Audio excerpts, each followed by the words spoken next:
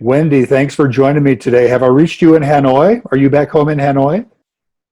Yes, it's about 9:30 or so at night here in Hanoi. I think I'm about 12 hours away from you, That's halfway around exactly.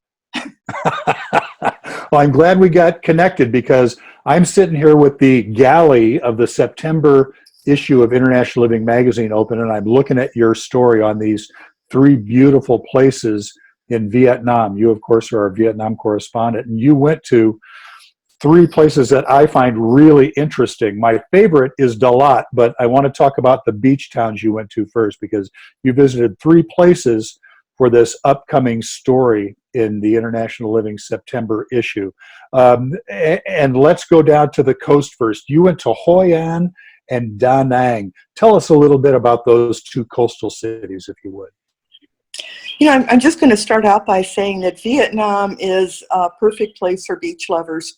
We've got about 2,000 miles of coastline here. So I went to the Central Coast, and the first place I went to was Hoi An, which is an ancient town. It was originally settled by the Japanese, the Chinese, Portuguese traders from all over the world. And they lived there. It was actually a very busy trading port for centuries until the main river that they used to transport their spices and the different goods that were going to other places in Asia and then to Europe and beyond, the river silted up. And as a result, the trading just stopped, and all the boats decided that, oh, we can't do business here. We're going to go up to Da Nang instead, which is about 20 miles or so up the coast. And you have this ancient town that was just overnight almost, it was a ghost town. Wow. And it wasn't really rediscovered until this past century. And UNESCO went there and looked at it, and they said, my God, here's these beautiful, Chinese shop houses and Japanese bridges and Portuguese warehouses and French colonial architecture. And it's just like it was just stopped in time from, 200 years ago. So they named the town a UNESCO World Heritage Site. And over the years, it's just become, it's a major tourism draw for Vietnam, but it's also a major expat destination. So that was the first place I went on my trip. See, this is why it's fascinating for me to talk to you because there's a beautiful historical gem on a gorgeous stretch of coast in a place that North Americans aren't used to thinking about as a retirement destination. But Vietnam, according to you, is one of the best value destinations, not just in Southeast Asia, but in the world. Yeah, the cost of living is fabulous here. If you have $1,500 a month or $2,000 a month, you can live like royalty. Certainly in Hoi An and really anywhere in the country, even in Hanoi where I live, which is the capital city and understandably one of the most expensive places in the country. You have a budget of $1,500 a month, you're living well. You're eating Yeah. out, you're getting massages, you're going on trips and traveling. So yeah, it's a nice place. And as I said, I'm sitting here looking at the galleys of the upcoming issue, and there's a beautiful photo of the beach at Da Nang, which was the second coastal destination you went to, just up Hoi An. What's Da Nang like now? Da Nang is actually a pretty large city. It's got about 1.1 million people, but you wouldn't know it when you go there. It just has a laid-back, friendly, small-town vibe to it. If you've ever watched the show with China Beach is the Da Nang beach there. It's called Mike Beach. So it's got just a beautiful, beautiful stretch of ocean on one side of town, and then it has a pretty thriving cosmopolitan city center on the other side of town. And connecting the two are just some four beautiful bridges. They've actually won awards for the style, including, you may have seen pictures of it on our Facebook page, but the Dragon Bridge, which crosses the Han River right in the center of Da Nang.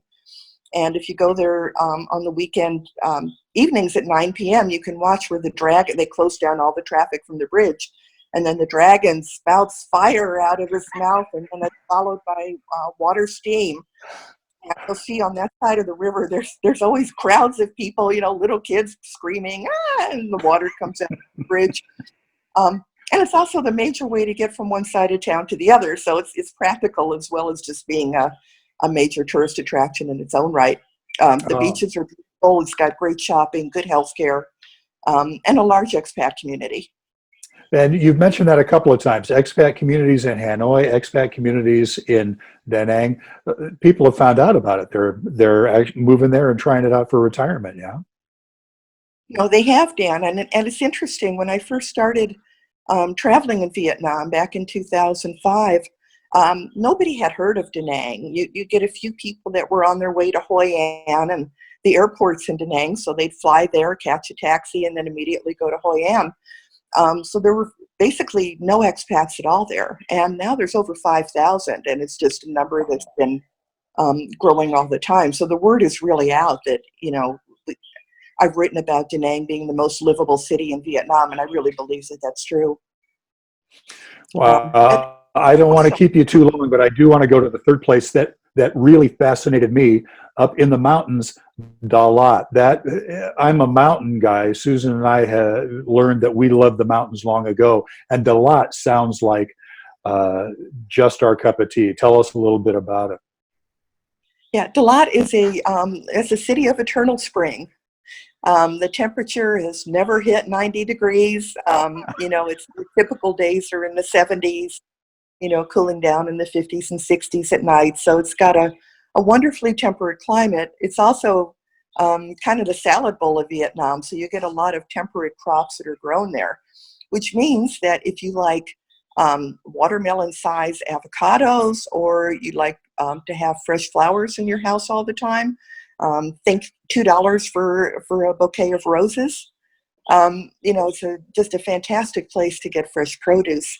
The mountains are covered in pine trees, a lot of French colonial houses, and also a lot of just A-frames and houses that would make you think that, maybe this could be Switzerland or this could be Germany. So it really has a little bit of a European flair to it. You'll see a lot of, just waterfalls and just wonderful places to go out exploring. If you're a motorbike enthusiast, there's just little quiet lanes that go off in every direction from Dalat. And then you're within about 5 or 6 hours of both Ho Chi Minh City, which is the largest city in Vietnam, and then also Nha Trang, which is about, I think, about 4 hours outside of Dalat, and that's got one of the most beautiful beaches in Vietnam. So you're close enough to everything, but Dalat does have its own international airport, so you have that convenience of, either traveling elsewhere in Vietnam, or, if you want to fly to other places such as Thailand or Kuala Lumpur or whatever, you can catch a flight to that. That just sounds like my cup of tea. It suits me right down to the ground. And as I say, I've got the galleys for the September issue, so I'm looking at the map. I can see exactly where all of these places are. You go into much, much more detail on all of this stuff. And there's also a feature about other top expat destinations in Vietnam. So there's a lot of bang for buck in this article in the upcoming September issue. Wendy, I want to thank you for joining me today and walking us through it. Everybody should get this issue and read this if Vietnam trips your trigger, as it does mine. There's a lot of detail in here. Wendy, thank you so much for joining me today. Glad we could talk. My pleasure, Dan. Thank you so much for having me. You bet. Ciao, ciao. Okay, bye-bye.